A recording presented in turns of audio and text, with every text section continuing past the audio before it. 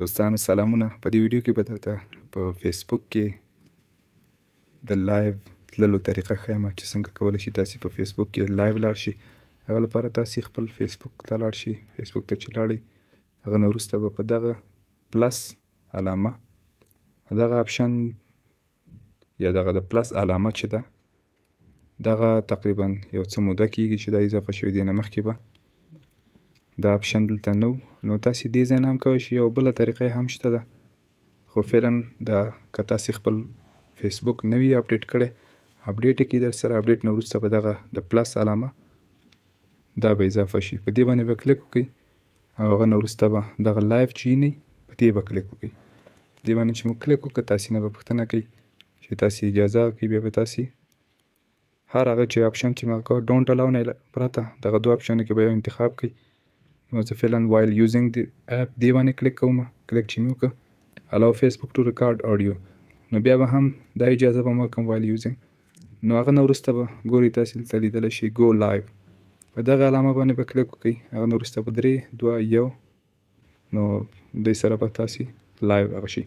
نو که غوښتل مو چې بیرته یې کټ کړئ بیا په دې فینش باندې کلیک وکړئ. فینش باندې کلیک کړو نو ګوره اینډینګ لایو براډکاسټ دې باندې داسې ولیکه.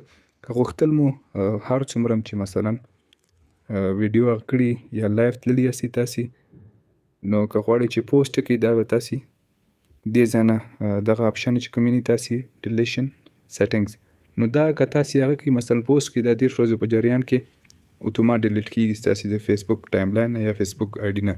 نو که غواړئ چې موده یې ورته زیاته کړئ په دغه ځای به کلیک وکړئ.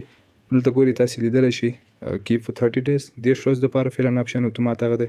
کیپ فور 6 months شپږ هغه لپاره او نیور ډیلیټ که بیا غوښتل مو کوم شی چې تاسې مثلا لایو تللي یاستئ دا بیخي ډیلیټ نه شي نو بیا به دغه اپشن انتخاب کړئ.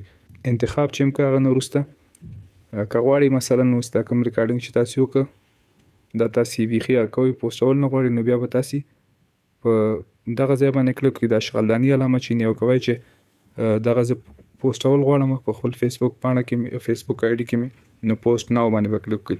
نو زه فعلا نه هغه کوم نه غواړم چې دغه کوم لایو چې زه تللی یم د هغه شي نو زه به په دغه اشغالداني باندې کلیک کړو. هغه نه وروسته به بیا په ډیلیټ باندې کلیک کوم. ډیلیټ دې باندې چې مې کلیک وکړه دا به ډیلیټ شي زما په فیسبوک آی ډي کې به نه کېږي نه به نشریږي. نو دا وه د نن ویډیو. که خوښه شوې وي در سره لایک یې کړئ.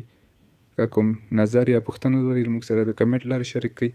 نو که چینل مو تر دې دمه نه وي سبسکرایب کړی در سره سبسکرایب یې کړئ چې په راتلونکي کې در سره نورې همداسې معلوماتي ویډیوګانې زه شریک کړم. نو تر بلې ویډیو مو په پاک او مهربانه رب سپارم.